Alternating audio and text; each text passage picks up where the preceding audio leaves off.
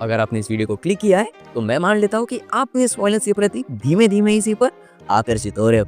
मैं भी मानता कि कुछ तो बात है इस वायलेंस में जो हम सबको क्रेजी बना देती है।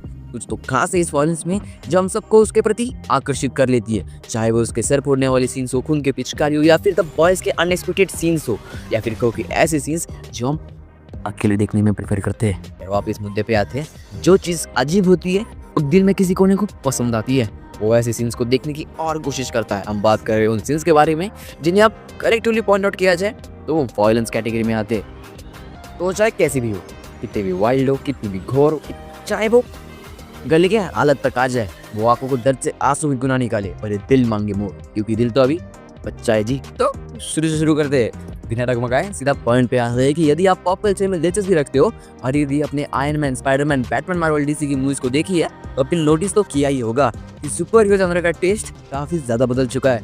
जैसे पहले हम सुपरमैन, स्पाइडरमैन की क्लीन PG-13 एक्शन मूवीज को देख के प्रभावित होते थे, और आज हम द बॉयज, डेडपुल, इनविंसिबल की ब्लड सूट, खून में भीगी हुई मूवीज को देखकर एंजॉय कर रहे हैं। लेकिन क्या आपने कभी सोचा है कि सडन शिफ्ट का रीजन क्या है? मैं आपको क्लियर कर दूं कि इसका रीजन आप खुद हो। किसी भी मूवी को खास क्या बनाता है?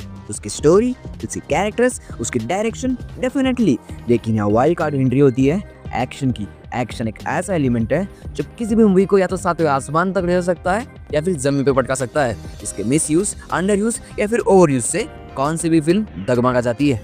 एक और पॉइंट ऐड करना चाहूंगा कि वायलेंस या को एक्शन सिर्फ फिलर नहीं है जो दो सीन्स को सिर्फ जोड़ने का काम करे, या फिर कहो कि ऑडियंस बोर ना हो जाए इसलिए 20-25 मिनट के बाद एक एक्शन सीन डाल दे। ना ना ना ना ना, ऐसा नहीं चलता। इसे तो ऑडियंस और बोर हो जाती है। वायलेंस एक स्टोरी टेलिंग टूल है। इसे अगर थॉटफुली और इफेक्टिवली यूज किया जाए तो ये कैरेक्टर डेवलपमेंट का एक पावरफुल मीडियम बन सकता है। लेकिन अगर सिर्फ शॉक एलिमेंट या फिर कहो कि टाइम पास के लिए यूज किया जाए तो इसका इम्पैक्ट वही ऑन द स्पॉट खत्म हो जाता है। चाहे आप John Wick, Mad Max, Fury Road की बात क्यों ना करो, इन मूवीज में एक्शन सिर्फ दिखाने के लिए नहीं बल्कि स्टोरी को आगे बढ़ाने, उसके कैरेक्टर्स को डेप्थ में एक्सप्लोर करने के लिए ऐड किया है। जॉन विक तो देखी ही होगी, अगर नहीं तो पता नहीं आप कौन से दुनिया में जी रहे हो या फिर कौन से नशे करते हो। अगर देखी हो तो आपको पता होगा कि इसका प्रीमाइस बहुत सिंपल था। एक रिटायर्ड असैसिन अपने डॉग के मर्डर का बदला लेने निकलता है, लेकिन इसके एक्शन सीन सिर्फ रिवेंज तक लिमिटेड नहीं है।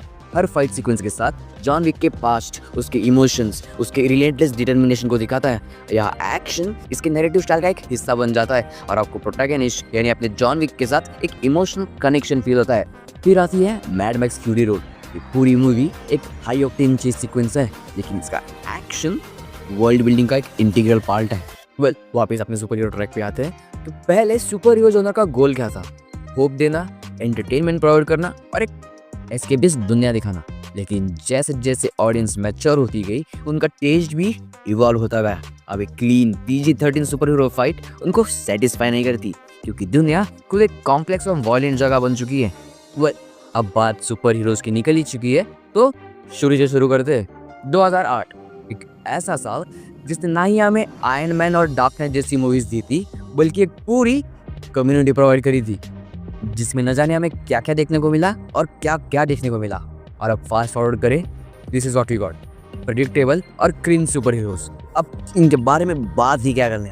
और फिर आते हैं द बॉयज और इनविंसिबल, जो एक इंसेन लेवल का वायलेंस और वल्गैरिटी लेकर आते हैं। आप इन शोज को ऐसे देखिए, ये दोनों क्लास के ऐसे बैक बेंचर्स हैं जो पूरे के पूरे क्लास को रिप्रेजेंट करते, पूरे क्लास को डिफाइन करते। ये दिखने में तो बाकी बच्चों की तरह सुशील बनते हैं, पर इनकी हरामीपन और कमीनापन अपरंपार लेवल की है। इसी वजह से तो बाकी सारे सुंदर और अच्छी लड़कियों को अपने साथ लेके जाते हैं और टीचर्स पे भी अपनी छाप छोड़ जाते हैं। ये तो बस एक एग्जाम्पल था जहाँ लड़कियां और टीचर्स हम ऑडियंस को दर्शाती है कि कैसे ये दोनों शोज हम पर छाप छोड़ जाते हैं। खैर, अब बात करें साइकोलॉजी की कि क्यों ये वायलेंस जरूरी लगती है। जब हम एक परफेक्ट सुपर हीरो को देखते हैं जो कभी फेल नहीं होता तो वो हमें अनरियलिस्टिक लगता है, लेकिन वही जब कोई इम्परफेक्ट होता है और उसका वर्ल्ड ब्रूटल और केओटिक दिखाया जाता है तो हम उसके इमोशंस और उसके स्ट्रगल्स के साथ कनेक्ट कर बैठते हैं। यहाँ और एक बात कहना चाहूँगा कि कोई परफेक्टली क्लियर नहीं होता गुड वर्सेस इविल में। There is never clear straight line differentiating good and evil, there is always a blood line. Invincible का एग्जांपल ले लो। मार्क ग्रेसन जो खुद एक हाफ एलियन सुपर हीरो है, उसका एक सीन याद करो जब उसका खुद का बाप ओमनी मैन उसे लिटरली ऑलमोस्ट मार ही देता है। वो वायलेंस वहाँ अननेसेसरी नहीं लगता क्योंकि उस स्टोरी के इमोशनल इम्पैक्ट को एम्पलीफाई करती है। अब आप खुद ही सोचना, इंसानी लड़ाई में खून निकलता है तो उन फाइट्स में क्या होगा जहाँ सुपर हीरोज खुद लड़ रहे हो? ऑफ कोर्स खून तो बहेगा। जहाँ इसके कंपैरिजन में उतरे तो आपने फर्ग्यूसन वर्सेस पेटिस का वो यूएफसी फाइट तो देखा ही होगा, जहाँ से कुछ पंचेस, किक्स और हैंड टू हैंड फाइट्स में एक खून की नदियाँ बहती है। तो उन सुपर हीरो फाइट्स में क्या होगा जिनके बीच डिस्टिंक्शन चल रहा हो? ऑफ कोर्स खून तो बहेगा, सर तो फटेगा। और तब की बात अलग थी जहाँ सुपर हीरोज लड़ना अवॉइड करते थे, जहाँ ज्यादातर प्रॉब्लम्स को वो बातचीत से खत्म करते थे। लेकिन आज के सुपर हीरोज एक ब्रांड बन चुके हैं, जहाँ छोटी चीजों पर अपनी संतुलन खो बैठते हैं। मानो ऐसा लगता है कि कहीं शक्ति प्रदर्शनी चल रहा है।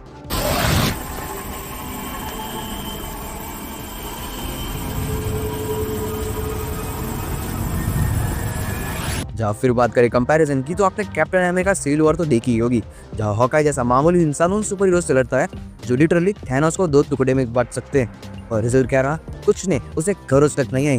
खैर अब हालात भी ऐसे थे कि उन्हें उन सुपर ह्यूमंस को मारना भी नहीं था। पर अगर यही कुछ द बॉयज या फिर इनविंसिबल में दिखाया जाता है तो बवाल हो जाता। जहाँ इनविंसिबल में ये सब कुछ दिखाया भी जाता है, खैर वो तो कुछ ज्यादा ही ब्रूटल था। अब इस unrealistic perfection versus realistic imperfection के बारे में मैं और बात करना चाहता हूँ, पर किसी और वीडियो में फॉर श्योर, वरना ये वीडियो काफी बड़ी हो जाएगी और टॉपिक से ऑफ रख जाएगी। बट फॉर श्योर मैं इसके बारे में एक वीडियो जरूर लाऊंगा, और ये डिपेंड आप पे करता है कि आप इस वीडियो को कितना पसंद करते हो। कॉन्सिक्वेंसेस, वेल इसके ऊपर तो एक पूरा अक्खा डेडिकेटेड वीडियो बन सकता है, और वॉयलेंस के पॉइंट ऑफ व्यू से भी एक काफी इंटरेस्टिंग पॉइंट है। वेल इसके बारे में बात करें तो इसे समझने के लिए क्यों ना हम 1-2 एग्जांपल्स ले ले। अपने मैन ऑफ शील्ड तो देखी होगी, हाँ वही अपने जैक स्नाइडर वाली। वेल अगर आपने उसके आखिरी फाइट को देखा होगा तो आपको पता होगा कि एक परफेक्ट फाइट सीक्वेंस है, या फिर कहो कि परफेक्ट एक्शन सीक्वेंस है। दोनों प्रोटैगनिस्ट और एंटागोनिस्ट अपने अपने मोटिव से क्लियर है, दोनों अपनी जगह करेक्ट है, दोनों के बीच के पावर लेवल्स भी लगभग सेम ही है।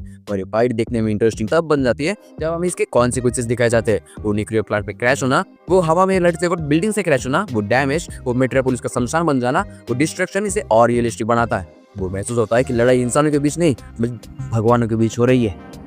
और वही बात करें इनविंसिबल की फाइट्स की, तो तौबा तौबा, मानो ऐसा लगता है कि दोनों आंखें और दिमाग दोनों सुन पड़ गई हो कि मैंने क्या ही देख लिया। जहाँ स्पेसिफिक होकर बात करें तो मैं बात कर रहा हूँ ओमनी मैन और इनविंसिबल की फाइट्स के बारे में, जहाँ ओमनी मैन मार्क को जिंदा लाश बनाता है, वो उसे लिटरली जिंदा रहते रहते नर्क की दुनिया दिखाता है। जहाँ ज्यादातर लोगों ने इसे देखा ही होगा, पर उनके लिए जिन्होंने इसे नहीं देखा, मैं आपको शॉर्ट में इस सिनेरियो को समझाऊं तो टाइम मैन को ही देखिए। तो सीरीज सीजन 1 के खत्म होने के कगार पर है, और ओमनी मैन के इंटेंशंस के बारे में हमें पता चल जाता है, और कि अब तक मार्क जिसे अपना आइडल मानता था वो तो हैवान निकला। जहाँ उसे एक मिशन के लिए अर्थ पे भेज दिया जाता है, जो वो अर्थ के डिफेंसेस को कमजोर करके उसे विल्ट्रम एम्पायर में शामिल किया जा सके। जहाँ वो मार्क को उसे अपने इस मिशन में शामिल होने के लिए मना रहा होता है, पर मार्क उसे साफ मना कर देता है। और फिर चालू होता है मौत का नंगा नाच, जहाँ ओमनी मैन इंसानों को कीड़े मकोड़ों की तरह मसल रहा होता है। मार्क को एक वेपन की तरह यूज करके इंसानों को बेरहमी से मारता है। और वही बात करें पावर लेवल्स की, तो दोनों में जमीन आसमान का फर्क है। खैर ये तो कुछ ज्यादा ही ब्रूटल और डार्क था, जो अननेसेसरी तो बिल्कुल भी नहीं लगता। आप इसे ऐसा समझो कि जितना बड़ा स्केल होगा डैमेज या फिर डिस्ट्रक्शन का, उतना ही ग्रैंड वो फाइट बन सकता है। बट अब इस पूरे सिनेरियो को एक दूसरे एंगल को भी देखते हैं, सटायर और रियलिज्म। जहाँ द बॉयज का मेन एजेंडा ये है कि सुपर हीरो जानवर को सटायर करना।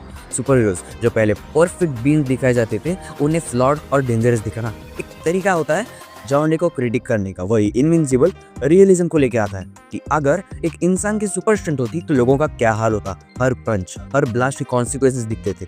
एक तरह से यह वॉयलेंस सिर्फ फिलर नहीं होती, बल्कि एक नई मोड में स्टोरी को आगे लेके जाती है। ये वॉयलेंस का कल्चरल इम्पैक्ट भी है। R-rated सुपर हीरो कॉन्टेंट नए ऑडियंस को अट्रैक्ट कर लेती है, जो traditional typical super hero stories से बोर्ड हो चुकी है, और इसने नए नैरेटिव्स एक्सप्लोर करने का रास्ता खोला है, जैसे मॉरल एम्बिग्युइटी, करप्शन और पावर डायनामिक जैसे टॉपिक्स। लेकिन एक पॉइंट यहाँ डिस्कस करना बहुत जरूरी है, हर जगह वॉयलेंस डालना जरूरी नहीं होता। अगर वॉयलेंस सिर्फ शॉक वैल्यू के लिए हो तो वो जल्दी बोर कर देता है। कंटेंट क्रिएटर्स को बात समझना बहुत जरूरी है कि वॉयलेंस तभी इंपैक्टफुल होती है जब उसके पीछे एक सॉलिड स्टोरी या कहो कि सॉलिड इमोशनल वेट हो। द बॉयज और इनविंसिबल यही करते हैं। उनका वॉयलेंस ऑडियंस को अनकंफर्टेबल तो करता है, लेकिन साथ ही वो कुछ मीनिंगफुल भी कम्युनिकेट करते हैं। आज हमने इस वीडियो से क्या सीखा?